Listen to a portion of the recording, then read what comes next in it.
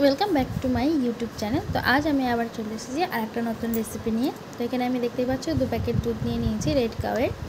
আর এদিকে গ্যাস ছেলে কড়াই বসিয়ে দিয়েছি। এবার আমি দুধটা কড়াইতে ঢেলে দেবো।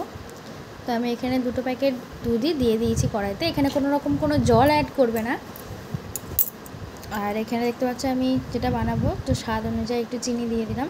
আর এখানে টক দই নিয়ে নিয়েছি। হ্যাঁ গাইস, তোমরা ঠিকই গেস করেছো, আমি এখানে টক দইয়ের রেসিপি শেয়ার করছি তোমাদের সাথে। তো একটু দইটাকে আমি একটু ফেটিয়ে নেবো ভালো করে। তো দেখতে পাচ্ছ এখানে আমি দইটা ভালো করে ফেটিয়ে নিয়েছি।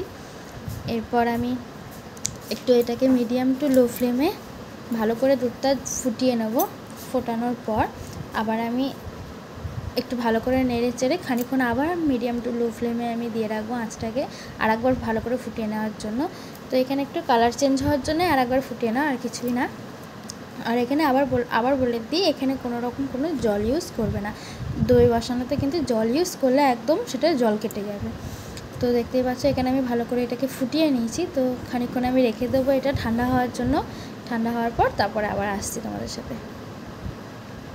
তো দেখতেই পাচ্ছ ওটা ঠান্ডা হয়ে গেছে দুধটা। এবার তাতে আমি ফেটিয়ে রাখা টক দইটা মিশিয়ে দিলাম ভালো করে মিশিয়ে দিয়ে নেড়ে চেড়ে এটাকে আমি বসিয়ে দেবো। তো আমার কাছে যেহেতু মাটির ভাঁড় ছিল না, তাই আমি ডিশের বাটিতে বসিয়েছি।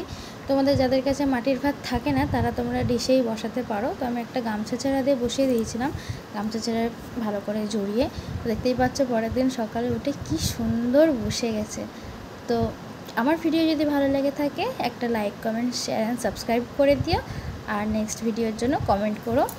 তো আজকের মতন টাটা।